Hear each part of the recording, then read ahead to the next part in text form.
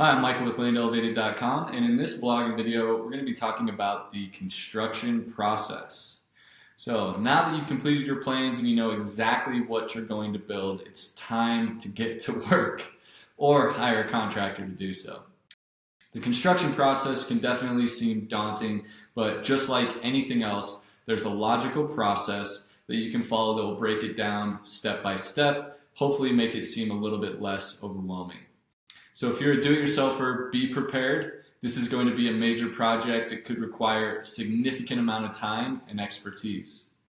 So the order of the construction process begins as soon as you have your first permit approved.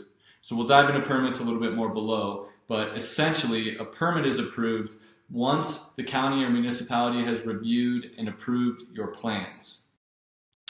There's usually a sequence that must be followed, and oftentimes permits are issued separately for each step of the process. So each county or municipality is going to be a little bit different, but here's a general outline of some of the major steps and what you can expect. So the first is going to be your survey, getting your address assigned, and getting your driveway cut. So the county is going to require that you produce a survey identifying the borders and boundaries of the property. They'll use this to review your land plan and make sure that you meet all of the required setbacks, lot coverage ratios, and anything else. They will then likely assign an address to the property if one has not already been assigned, and then they'll issue you a permit for a driveway cut. This will be your main access point to the property going forward. Next is going to be your septic or sewer or wastewater treatment. So usually before you're able to start putting in the foundation and building the structure, sometimes you can do the foundation and the sewer and septic and water concurrently, but definitely before you put in the structure, they're going to require that you have your wastewater treatment system in place. This is to ensure that you don't get a structure built without it, and if you run out of money and you're not able to eventually put it in, it could lead to some potential groundwater contamination issues. So you also need to ensure that your system, if you're putting in a septic system, is going to be far enough away from your water source to prevent any contamination issues. And with the septic system, you have your leach lines and your leach field, and they're going to want to make sure that that's far enough away if you have a well or another water source that could be contaminated by that leach field. So if you're connecting to a public utility, again, they'll probably allow you to start excavating the areas where the lines will go in at the same time that you're putting in your foundation, and they'll issue your foundation permits concurrently. But you want to make sure that you have your sewer septic system in place.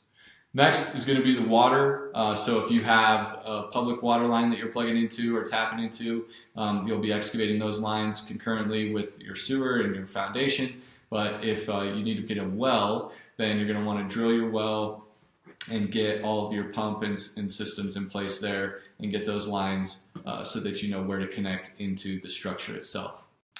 So then next is the foundation. And the foundation, again, is going to be excavated concurrently with those other things. You don't want to have to pay to have an excavator come out and dig your septic system and then come back out later so that they can start excavating where your foundation is. It'd be more cost effective to be able to do those all at the same time. But that's going to be the next step of your process. And then once your foundation is in, then you get to start to go vertical. So with vertical, you can either frame, or if you're using a different type of material, you start actually building the structure itself. And this is done once the foundation's in place, you got your sewer and your water ready to be tapped into, and all of that is connected. You got basically your stubs to the property. Once you got the framing or the vertical component completed, you're going to put in your roof, and the roof actually helps to stabilize the structure. So once the roof is in, you obviously don't want to leave the wood frame exposed too long to the elements or weather. So you're going to want to start working on weatherproofing the property. And there's a number of different materials out there. The most common that I see is called Tyvek. There's another one called Weather Smart. It's that wrapping that goes up outside of the property, outside of the wood, and that is weatherproofing.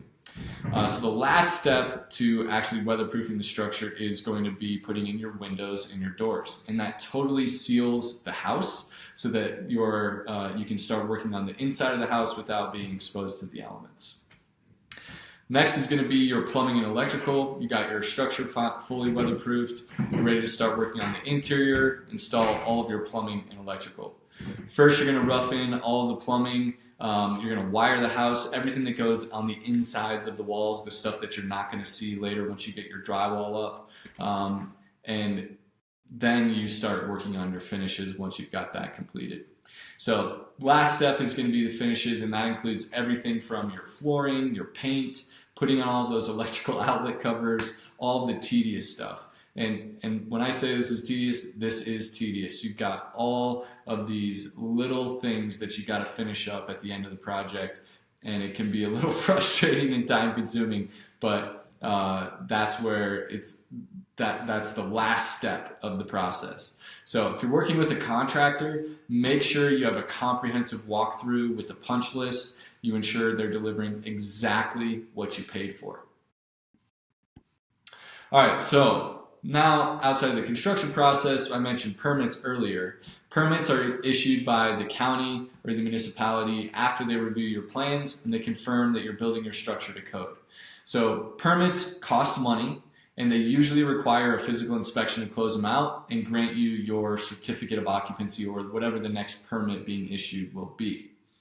The national average cost of a building permit is approximately $1,000, but it can be as high as $7,500 in some areas, depending on which city, county, or municipality you live in. Now, some small towns or rural areas may charge much less, as low as $100 for a single permit to be issued. Home Advisor actually has a really great article. I'll include a link to that down below, and that outlines the average costs for each renovation or improvement that you may be considering. It'll help you kind of put together a budget so that you know exactly what you're getting yourself into. Now, permits are usually issued in a sequence, meaning you don't get all your permits at once. So the sequence follows the order in which the property should be constructed, and they do that to make sure that each step is completed correctly. They can monitor the build every step of the way and make sure that everything is done building to code. So while permits can be tedious, just note that they are issued to make sure that whatever you're building is being built safely, to code, and there's not going to be any issues down the road. Now, time limits. So it's important to consider time limits in the permitting with your construction process. So once a building permit is issued, the permit usually has an expiration date, requiring that you complete that project within a specified period of time. Now, building permits can usually be extended with approval from the building department, and most of the time they don't charge you for an extension of the building permit, but they don't extend permits indefinitely, and they usually want to see some progress between the approval of certain extensions. So time limit for the expiration of these permits is usually pretty reasonable, allowing you enough time to complete whatever phase of the project you're doing. But make sure you pay attention to those expiration dates, because if a permit does expire, they will usually not reopen that permit. They'll require you to submit for a whole new permit, and you'll have to pay those applicable fees again. So a quick side note on time limits. Certain areas actually have a restriction on when you must initiate construction from the time that you purchase the property. Now, this is rare, but I want to make sure that we touch on this so that you're considering this when you're buying your property. So certain subdivisions or HOAs put a restriction saying if you buy this property, you need to initiate your construction within a specified period of time. And if you aren't aware of that, you could end up paying some significant fines, and you could actually eventually risk losing your property. So if you're buying in one of these areas, you want to make sure you do your research and fully understand what the time limit restriction is from when you buy the property to when you have to start building. Now, again, it's very rare, but make sure you ask the question. You want to make sure you know that going into the deal. All right, so for the DIYers, do-it-yourselfers out there, in today's day and age, there's a YouTube video for pretty much everything, including building a house or cabin from the ground up. So if you are a do-it-yourselfer, it's a great opportunity for you to add some significant value to your property by putting in the sweat equity and building the property on your own. Now, the building department will not discriminate, and they should approve your plans and permits regardless if you're a professional builder or contractor or not.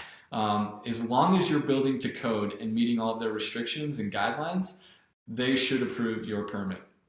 Now, if you don't have any experience building a home or working in a trade like plumbing or electrical, you might want to seek out the advice and expertise of some professionals, some subcontractors. There's also some really cool kits out there for prefab homes.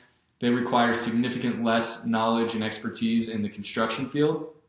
So regardless if you decide to do it on your own or hire subcontractors, building from a kit, getting a prefab home delivered to you, you still need to make sure you pull the applicable permits and have all the necessary inspections to sign off on those permits and get your final certificate of occupancy. So hiring a general contractor. General contractors, or they're commonly referred to as GCs, they bring a lot of experience and expertise to help you avoid serious and costly mistakes along the way. But beware, not all contractors are the same.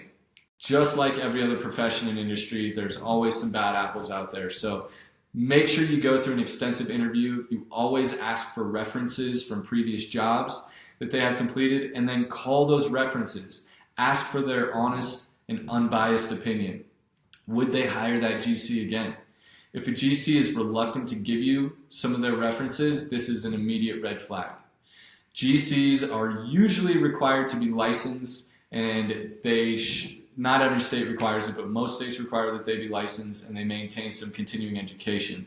But there's plenty of horror stories out there about GCs who have taken advantage of their customers, and it can be pretty bad. So make sure you do your research. Now, some of the advantages of using a GC are that they basically oversee the entire process from start to finish, including developing the plans in the beginning, pulling all the permits, all the way to the end to delivering the finished product. Now, the biggest drawback is that you'll need to pay for their services. GCs usually don't work for free. What they do is they'll usually charge a premium for every service provided. So you can anticipate that you'll pay approximately 15 to 30% more if you're using a GC. So example, you could go out to a plumber as a subcontractor, and whatever price they give you, if you're using a GC, they're going to tack on an extra 15 up to 30% of what that plumber charges. That's their premium for overseeing the project. Lastly, GCs can't do everything. They still require a lot of your input and guidance, so be prepared. They're going to come at you for the design ideas, stuff that wasn't necessarily identified in the architectural plans. Where do these outlet covers go? What type of outlet covers do you want to use? What color paint are you using? All these minor nuances. They're going to make sure that they get your input, so you're going to have to be involved in managing the build to some extent. Now, the best time of the year to start building is usually dependent on the climate and the area that you're in. In Chicago, it's funny, they have a funny saying that they only have 2 seasons. They have the winter and then they have construction season.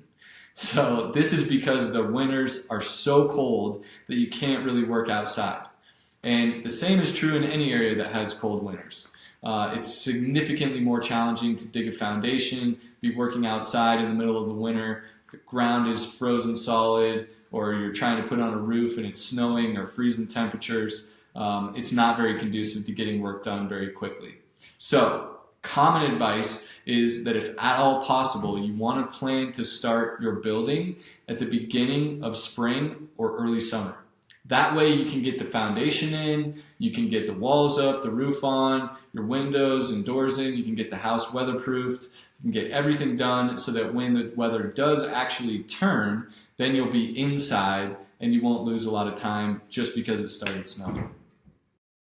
So hopefully this has been helpful for you as far as giving you an outline of the construction process and a couple of other things to consider along the way. Again, I'm Michael with Land Elevated, and thanks for watching.